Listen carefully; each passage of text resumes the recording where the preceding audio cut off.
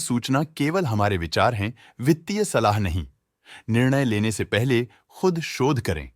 किसी भी लाभ या हानि के लिए हम उत्तरदायी नहीं हैं।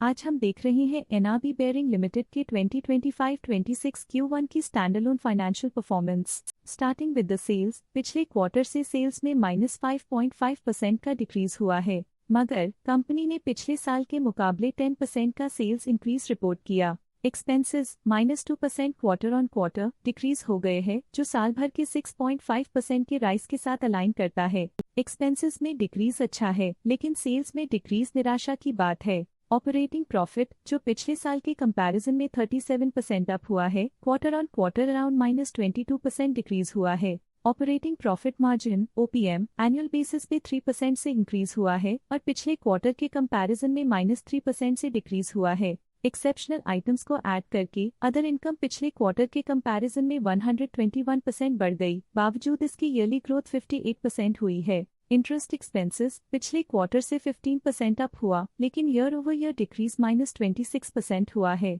डिप्रिशिएशन कॉस्ट में 4% का क्लाइम देखने को मिला और ईयरली बेसिस पे 9% का इंक्रीज देखा गया। प्रॉफिट बिफोर टैक्स एनुअली 61.5% बढ़ा, लेकिन प्रोसीडिंग क्वार्टर से लगभग 9 गुना बढ़ा है। इस साल कंपनी ने 21.5% टैक्स पे किया और क्वार्टरली कंपनी ने 27% टैक्स पे किया है। नेट प्रॉफिट ने ईयर ऑन ईयर 50.5% का इंक्रीज दिखाया, लेकिन लास्ट क्वार्टर से लगभग 6 गुना का इंक्रीज हुआ है। इस क्वार्टर में कंपनी का परफॉर्मेंस काफी अच्छा रहा। वहीं अगर एनुअल एनालिसिस की बात करें तो इस साल कंपनी का परफॉर्मेंस काफी अच्छा था। अर्निंग्स पर शेयर (EPS) में साल भर में 1% का इंक्रीज देखा गया। साथ ही क्वार्टरली में EPS की अप्रॉक्स 5 गुना की बढ़ोतरी हुई, जो कंपनी की असाधारण परफॉर्मेंस को दिखाता है। इस क्वार्टर में कंपनी का EPS काफी अच्छा रहा। एनआरबी बेयरिंग लिमिटेड के फाइनेंशियल स्नैपशॉट को रिव्यू करते हुए कुछ मुख्य ट्रेंड्स सामने आए हैं, जो कंपनी की परफॉर्मेंस पे रोशनी डालते हैं। जून 2022 से जून 2025 तक एनआरबी बेयरिंग लिमिटेड की फाइनेंशियल जर्नी में सबसे पहले बात करते हैं सेल्स की।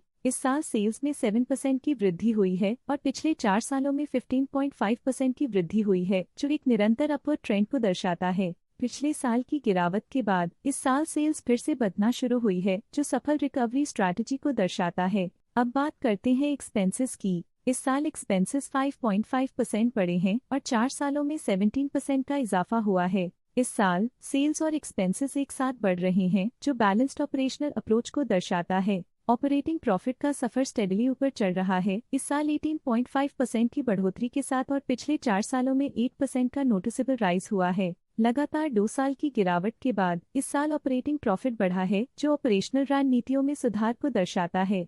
कठिन दौर से गुजरते हुए नेट प्रॉफिट में इस साल -71% की गिरावट आई है, जो पिछले 4 सालों में -15% की गिरावट के साथ चुनौती पेश करता है। इस साल नेट प्रॉफिट में आई कमी के बावजूद पिछले सालों में हुई पॉजिटिव वृद्धि एक अस्थायी मार्केट एडजस्टमेंट को दर्शाता है। EPS के लिए रास्ता कठिन रहा है। इस साल EPS -69% डिक्रीज हुआ और पिछले 4 सालों में कुल मिलाकर -8.5% की गिरावट हुई है। इस साल EPS में कमी आने के बावजूद पिछले सालों की ग्रोथ कंपनी की मजबूत ओवरऑल परफॉर्मेंस को अंडरलाइन करती है। चलिए अब बात करते हैं शेयर होल्डिंग पैटर्न की। एनआरबी बेयरिंग्स की शेयर होल्डिंग रिपोर्ट्स कुछ इस प्रकार की हैं, जो अननोन 2025 के तक चलता है। ये रिपोर्ट कंपनी के शेयर्स की डिटेल्ड जानकारी देता है, जिसमें promoters, promoter groups, foreign investors, public investors और सरकारी एंटिटीज शामिल हैं।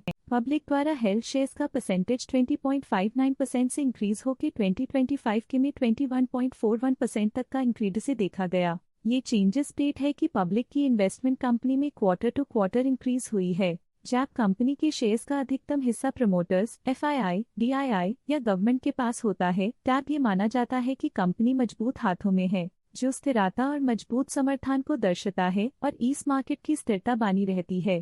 डोमेस्टिक इंस्टीट्यूशनल इन्वेस्टर के शेयर होल्डिंग में थोड़ा डिक्रीज आया 2025 के से 2025 के में, जो दिखाता है कि डोमेस्टिक इंस्टीट्यूशंस ने अपने स्टेक को -1.23 से डिक्रीज किया है। FII, फॉरेन इंस्टीट्यूशनल इन्वेस्टर्स ने अपना शेयर होल्डिंग 2025 में 13.65% से 2025 में 14.06% तक इंक्रीज किया। ये बताता है कि फॉरेन इंस्टीट्यूशंस ने कंपनी में अपना इंटरेस्ट 0.41% तक इंक्रीज किया है। ये था कंपनी का करंट शेयर होल्डिंग पैटर्न। आइए नजर डालते हैं कुछ प्रमुख प्रमोटर ट्रांजैक्शंस पर जो मार्केट के डायनामिक्स को रीशेप कर रही हैं। 29 मई 2025 को हर्षबीना साहनी जवेरी ने 4.7 शेयर्स अपने पोर्टफोलियो में शामिल किए 205.7 रुपीस पर यूनिट के हिसाब से, जिसका टोटल था 9.7 लाख। 29 मई 2025 को हर्षबीना जवेरी ने 4.7 शेयर्स अपने पोर्टफोलियो में शामिल किए 205.7 रुपीस पर यूनिट के हिसाब से, जिसका टोटल था 9.7 लाख। 3 अप्रैल 2025 को हर्षबीना साहनी जवेरी ने 7,000 शेयर्स अपने पोर्टफोलियो में शामिल किए 203.64 रुपीस पर यूनिट के हिसाब से, जिसका टोटल था 14.3 लाख। 3 अप्रैल 2025 को हर्षबीना जवेरी ने 7,000 शेयर्स खरीद लिए 203.64 रुपीस पर यूनिट के हिसाब से, जिसका टोटल था 14.3 लाख। आशा है कि ये प्रमोटर डील्स के इनसाइट्स आपको स्टॉक मार्केट समझने में मदद करेंगी। आज के लिए फाइनेंशियल सेक्टर में इतना ही। देखने के लिए धन्यवाद। स्टॉक लेटेस्ट न्यूज अपडेट के लिए चैनल को सब्सक्राइब करें और वीडियो को लाइक एंड शेयर करें।